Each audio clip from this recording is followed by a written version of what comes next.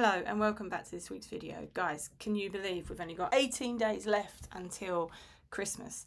And that means that there are fewer and fewer shopping days. And I know some of you will have children that you are looking to buy for, young readers in your lives that you just don't know where to go, where to turn to, what books would be best. So what I've done is this week's video is all about my top books and series that will appeal to your young readers. So stick around and hopefully you will find something you like through my picks. My name is Tracy Mayhew, and if you've not been here before, I write contemporary romances set here in the UK and YA fantasy. First of all, I have to apologise for the lighting. We're in the middle of a storm here in the UK, and so the natural light that I usually rely on through my window is very, very dull. So I turned my light on and it's given me like this lovely golden glow. So yeah, that's just the way it goes sometimes. But I'll stop talking about the weather, even though I am British, and that is one of the favourite things we like to talk about. And we'll move on to the subject of today's video. So the first book I would like to recommend is, well, it's really the author I'm recommending for this, because although I've read this series, this book with some children that I work with, and they loved it, by the way, this guy, Tony Bradman, writes a ton of books. Historical fiction for children, history books for children as well, which are a little less dry than the usual history books that children get. And he also writes a lot for younger viewers, and I think for younger readers, sorry. And I think he also writes some books for people with dyslexia as well. So he is definitely someone that you can check out. This book is about Boudica, and the children that I read this with were doing the Romans, topic of the Romans at the time. But he's also got a book called Roman Boy, Viking Boy, Anglo-Saxon Boy. There's loads of books that he has written that really appealed to children, and they loved this book. They were really into it. They really wanted to keep reading it. They were excited to pick up the books and excited to keep reading and talking about it, which is what we're looking for at the end of the day for our young readers, that they are interested and excited in the worlds that authors create for them. So yeah, Tony Bradman is definitely one to check out, so highly recommend him. I will leave links to all of these books I mentioned today beneath the video in the description box. So if you want to check any of them out, all of them, few of them, whatever, the links will all be there. The next series this one is a series, so the next, and it probably will come as no surprise if you watched last week's video about my December reads, because this is the Song of Magic series by S.A. Patrick, and it begins with The Darkness of Dragons. I read this book because I saw a child reading it in my class that I was covering for, and I was intrigued by the cover. And I love dragons. I'm a YA fantasy author. Why wouldn't I love dragons? So I got to talking with him about it, and the way he described the book, the way he talked about the book got me excited. So I checked it out of my local library, and I have since become obsessed with this series. A Vanishing of Griffins was one of my December reads, and I've just finished it earlier this week, and I loved it. It's one of those books that when you start reading it, you just cannot put it down. It's basically a twist on the tale of the Pied Piper of Hamelin, and it's an interesting take on that. And I love those sort of books where they take something and they just give it a little bit of a twist, a little bit of a tweak. The core friendship in this group between Patch the Piper, Wren, who is a girl who is in the body of a rat, and Bava, a Dracogryph, who is half griffin, half dragon, is just one of the most beautiful things you will read in fiction, and children love them. So again, like I said, I would highly recommend this. Definitely check out this series. I think any young reader will eat this up. So yeah, highly recommend those ones. The next book, number 4, is the first book in the Blackthorn Key series. And this is, I would describe this as like a Da Vinci Code for kids. This is for slightly older readers, so I would say from about maybe 12 up, unless you have a young reader who is reading at a high level. This book is basically set in the 1600s London, and it is this book in particular is about Christopher, the main character, trying to figure out a mystery surrounding his mentor. I'm not going to say too much because I don't want to give anything away, but it is a really good book, and this is the first of a 6-book series.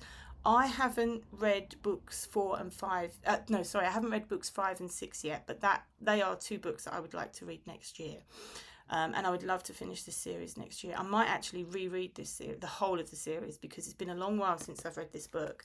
But like I say, it is one of my favourites, and I think I've mentioned it before on one of my shorts or something. But yeah, highly recommend this book. This book takes Christopher and his friends Tom and Sally and Bridget the pigeon. Never forget Bridget the pigeon in this book. Bridget is a star.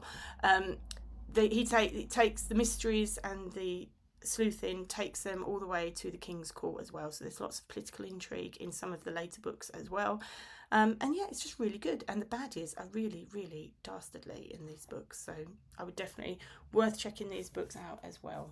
The next book, I started reading this series last year, I think. I don't think it was this year. I think it was last year. And ever since, I have become really, really obsessed with this series. This is the fourth book because I don't actually have the first book to hand at the moment. But Skandar and the Skeleton Curse. This is I'm on this one. I'm about to start reading it next year, early next year. I borrowed it from my local library. But the series starts with Skandar and the Unicorn Thief. And I'll stick a picture up there somewhere. It is amazing. It is about children who live in the real world, live in our England, and get chosen. At 13 they go to have an exam that basically decides whether they're good enough to be a unicorn rider or whether they don't have the skills to be a unicorn rider. And basically to determine that, it's all about whether you are joined to an element. So you've got earth, water, air and fire. There's also a mystery element. I'm not going to say too much about that because that's part of the story. And Skandar, he gets denied, so he doesn't go. And his friends, everyone else in his year who do go, they go to a place called the Island and they match up with a unicorn and begin their tutoring on the island. I'm not going to say anything more, but basically this is, it's not unicorns as you expect unicorns to be. These are bloodthirsty unicorns that have the personalities of puppies. They are amazing. They're just brilliant. And the way that the relationships between the unicorns and their riders is so much fun. And the relationship between the core friendship. So we've got Bobby, who's a girl, Bobby Bruno, we've got Flo, we've got Mitchell, and then we've got Skandar. Their core friendship is so wonderful. I love it. I mean, the third book made me cry. I cried in that book. It's just such a heartwarming friendship. I love it. And in some ways, dare I say it, this series, for me, in some ways, is better than Harry Potter.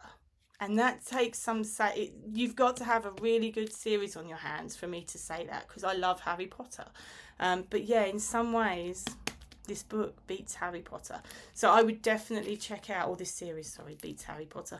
I would definitely consider getting Skandar and the Unicorn Thief for anyone who likes fantasy, likes unicorns, likes magic. There's lots of magic in there.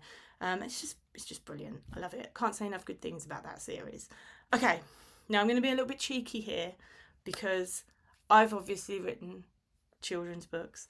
So I'm going to plug my own books here. The Legends of King Arthur, Merlin, Magic and Dragons. If you have children that love King Arthur or legends or myths and legends or just fantasy in general, this series is perfect, especially if you've got slightly younger readers. 7 to 9 year olds would find this really, really interesting. 8-year-olds would even find this good. I've taken these into schools and children have read these and they've enjoyed them. Check those out if you've got some young readers. You can buy them individually, you don't have to buy them in a box set, but I will leave a link to these books down below, where you can get them a little bit cheaper. Okay, so yeah, this series is 10-book series taking you through all the different myths and legends. So we start with No Ordinary Boy, which is Merlin's origin story, and then we follow that with The Dark Sorceress, which is about Morgan Le Fay's origin story. Again, a story that we don't really touch on in Arthurian legend. So I've added a little bit of detail there. Then we've got The Sword in the Stone, 12 Rebel Kings, which is about how when King Arthur tried to take the throne of Camelot, no one really wanted him and they all tried to fight against him, but he overcame them. Then we've got Gawain and the Green Knight, Tristan and Isolde, Lancelot's story, The Quest for the Holy Grail, The Death of Merlin and The Fall of Camelot. So it takes you all the way from the beginning all the way to the end of King Arthur's time on the throne of Camelot. And being cheeky again, if you've got older readers, check out The Call of the Valkyries. It's the first book in the Viking saga, which I will be completing next year. I had meant to finish it this year, but life took over. I will be continuing this story next year, or this series next year. At the moment, there are 2 books out. Call of the Valkyries is the first one, and The Rising Storm is book 2. If you have anyone that is interested in strong female leads, Norse fantasy, Norse history, definitely check this out. And last but not least, The Book of Legend, which is the first book in the Prophecies of Fate series. This is free on ebook because I have completed that series. So this book as an ebook is perma-free. So if you have anyone that has a Kindle that likes King Arthur, this is kind of like King Arthur with a twist. It's like what happened after King Arthur's death, or what could have happened after King Arthur's death. So yeah, that is something you can check out as well if you have anyone who likes YA fantasy, coming of age stories as well, friendship, betrayal, it's all in there. Okay, so you've got all the favourite Arthurian characters in there. You've got Morgan Le Fay, you've got Mordred, you've got Lancelot, Gawain, Guinevere, all of them are in there, and some new ones as well, so definitely worth checking out. So as I say, that's free. Like I said, all the links for today's books are going to be down below in the description box, so feel free to check them out if you feel so inclined. That's it for this week's video. I hope that among all of those books that I have just mentioned, you will find something to satisfy any bookworm in your life, little or otherwise. And I will see you next week with a video where I will be doing a yearly roundup of my successes and failures of this year. So I'll see you next week. Until then, you can check out this video over here, and have a good week. I will see you later. Bye.